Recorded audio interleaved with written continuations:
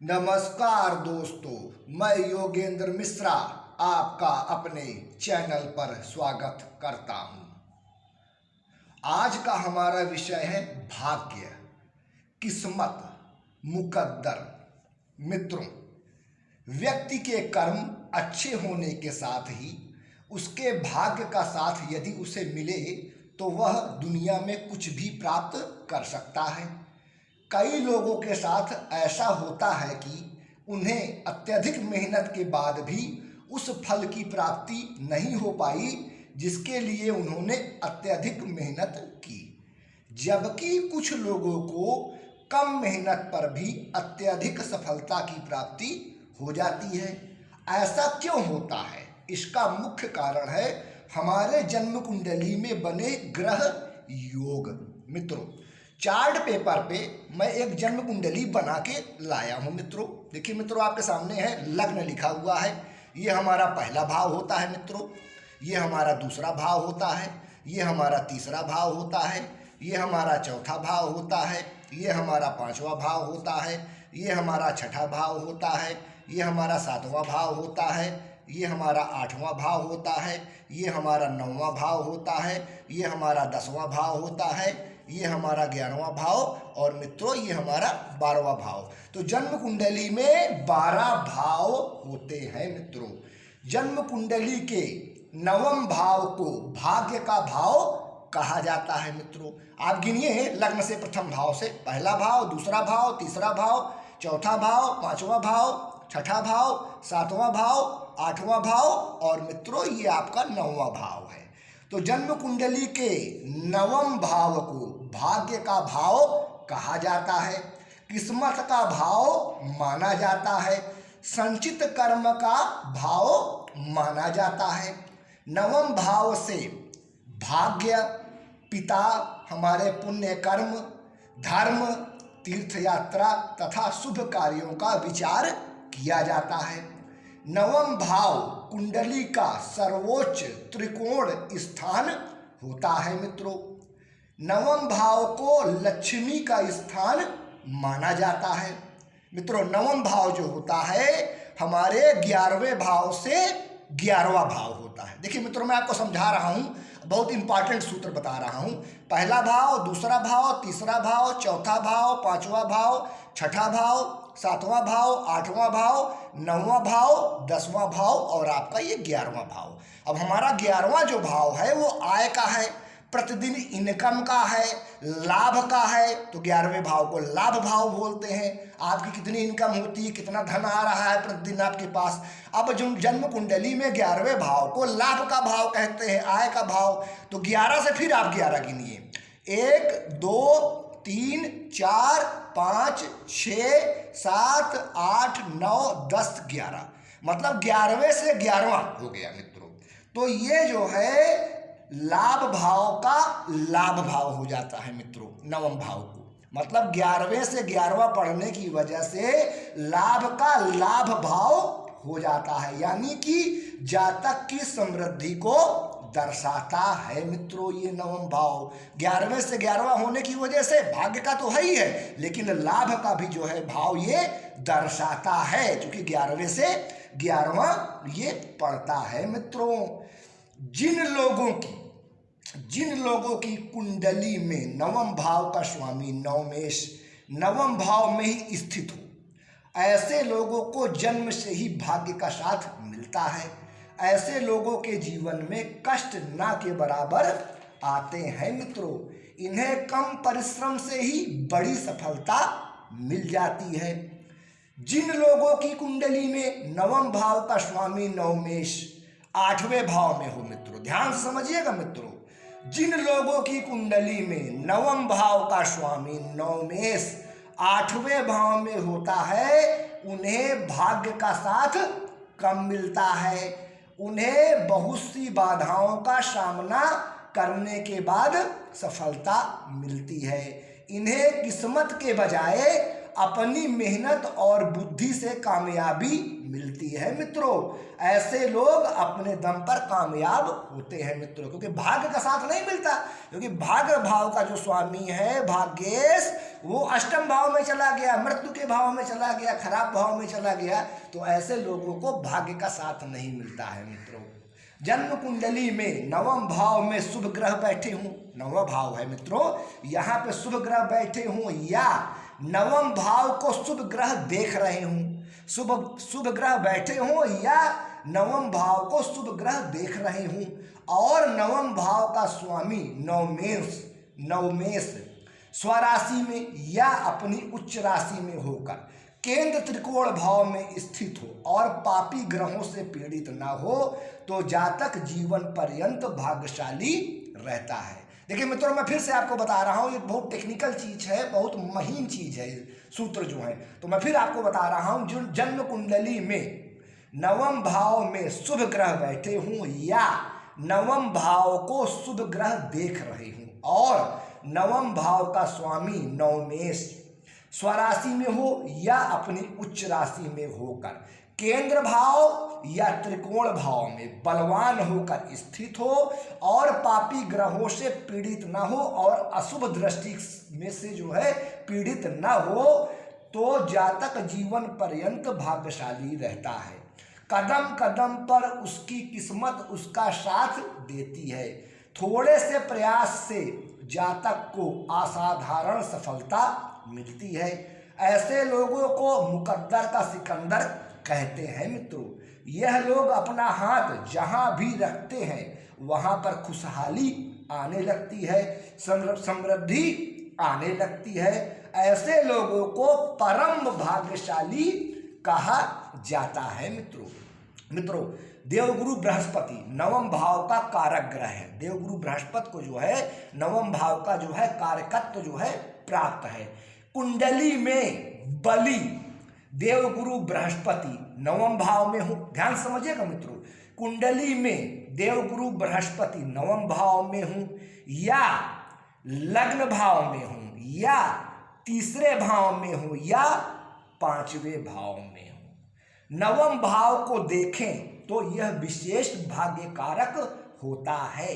परंतु इन पर शनि, राहु और केतु की दृष्टि हो तो आधा ही शुभ फल प्राप्त होता है। मित्रों, मैं फिर से रिपीट कर रहा हूं मित्रों, ध्यान से समझिएगा, बहुत टेक्निकल चीज बता रहा हूं आपको।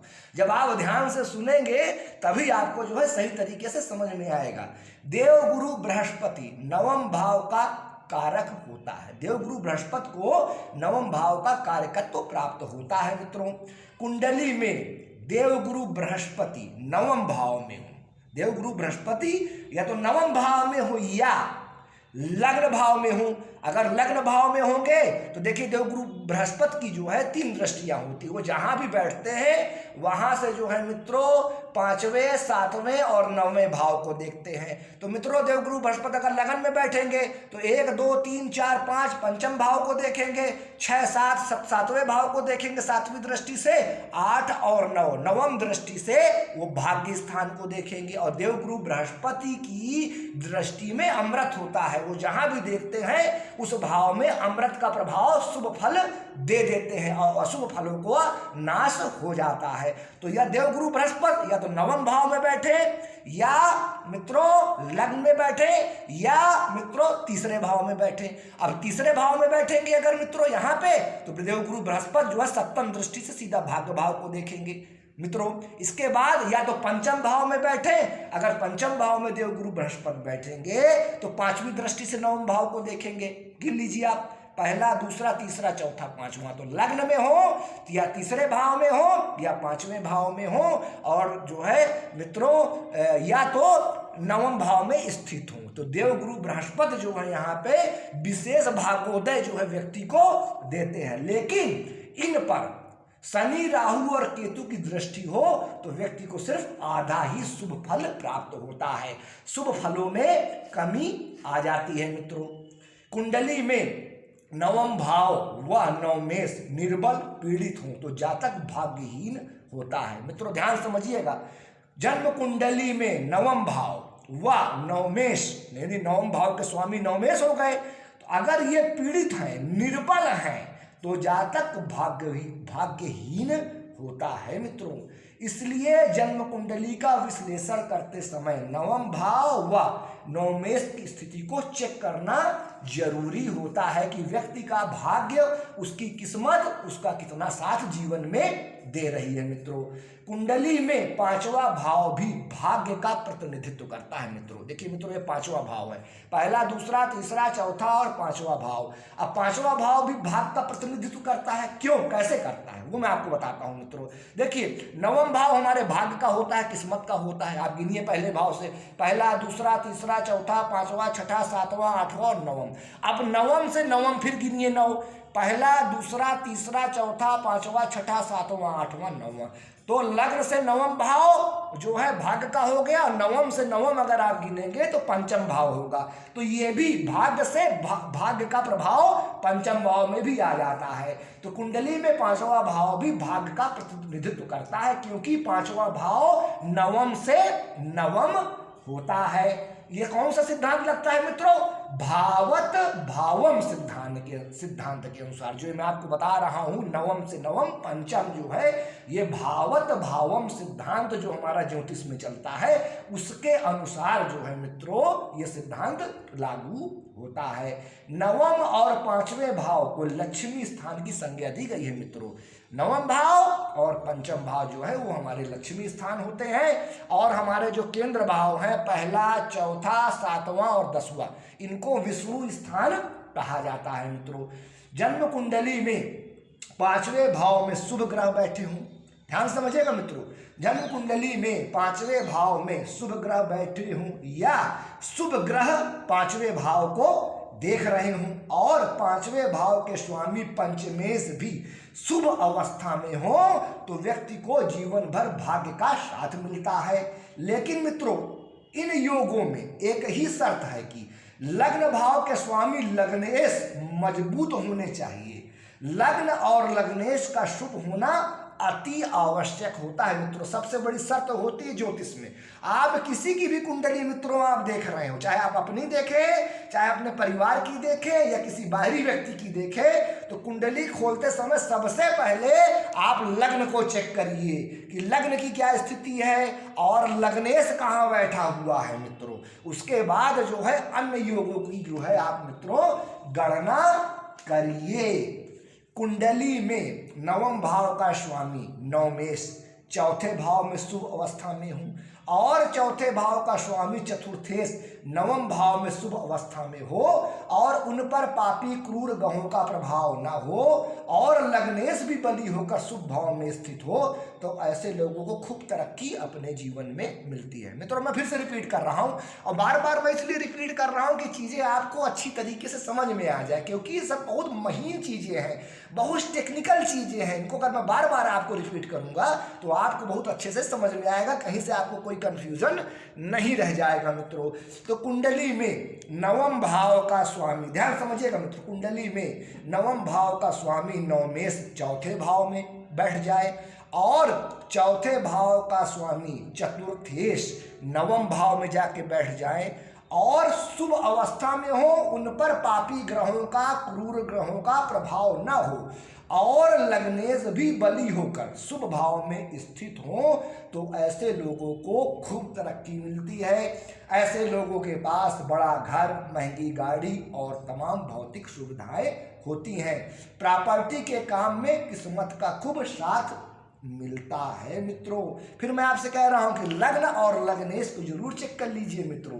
कोई भी हमारे जीवन में कोई भी जो है ग्रह योग बन रहे हैं मित्रों, और लग्न और अगर लग्नेश कमजोर हो गया तो उन ग्रह योगों का हमें शुभ फल प्राप्त नहीं हो पाता है, क्योंकि लग्न और लग्नेश का कमजोर होना, पाप पीड़ित होना कुंडली की ताकत को 50% कुंडली की ताकत को समाप्त कर देता है। और लग्न और लग्नेश मजबूत हैं तो बहुत सारे दोष जो है स्वतः जो है कुंडली में मित्रों समाप्त हो जाते हैं।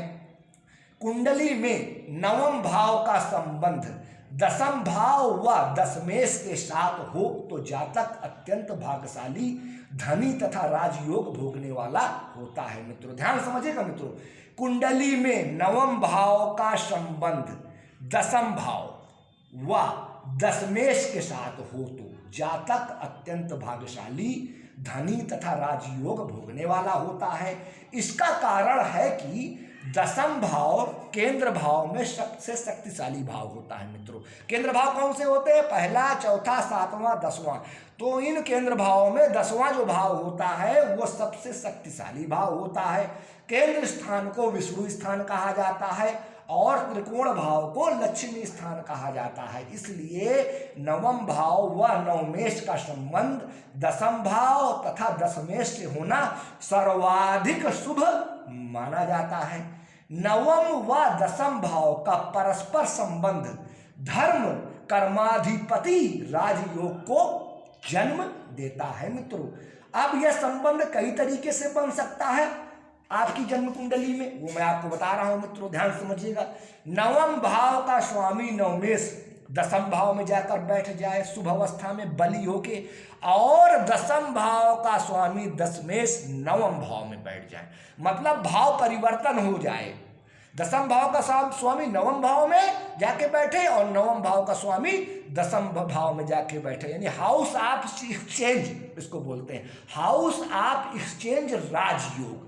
तो और इन दोनों पे किसी भी प्रकार का पाप प्रभाव ना हो, मतलब दसम भाव में भी और नवम भाव में। तो ये बहुत जबरदस्त राजयोग होता है। मित्रों जातक अपने जीवन में जो कुछ चाहता है प्राप्त कर लेता है, उसकी किस्मत उसका इतना साथ देती है, लेकिन इसमें शर्त यही है कि लग्न और लग्नेश भी मजबूत अवस्था में होने चाहिए। मित्रों अब इसमें मित्रों एक कंडीशन और बनती है कि कुंडली के नवम भाव में नवमेश और दशमेश एक साथ युति बना के यहाँ बैठ जाए, या दसम भाव में जो है नवमेश और दशमेश युति बना के बैठ जाए, या दसम भाव में दोनों ग्रह एक साथ बैठ जाए नवमेश दशमेश, या नवम भाव में नवमेश दशमेश एक साथ बैठ जाए। एक स्थिति ये बनती है। एक स्थिति ये बनती है कि नवमेश दशमेश आमने सामने बैठ जाए, अब दसम भाव में जो है नवमेश हो जाए और चतुर्थ भाव में जो है दशमेश हो जाए, मतलब नवमेश दशमेश आमने सामने हो गए, या लग्न से आमने सामने हो जाए सप्तम भाव से, तो ये स्थिति बनती है।